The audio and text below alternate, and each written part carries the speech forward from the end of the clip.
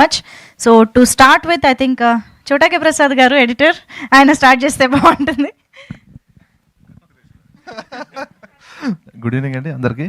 First of all మనందరికీ మాకు బాసులు అంటాడు చెప్పాలంటే మా గురువు గారికి ఆయనే చాలా సినిమాలు కాంబినేషన్లో పడ్డాయి కాబట్టి ఈవి శశినాథ్ గారికి ఆయన గుర్తు చేసుకుంటూ మా అల్లరి ఈజ్ బ్యాక్, ఇది చాలా కాన్ఫిడెంట్గా అల్లరి ఈజ్ బ్యాక్ అనే కార్డు ఇక్కడ వేయడం జరిగిందండి. ఎందుకంటే ఈ సినిమాలో ఎంత కంటెంట్ ఉందో మాకు తెలుసు కాబట్టి.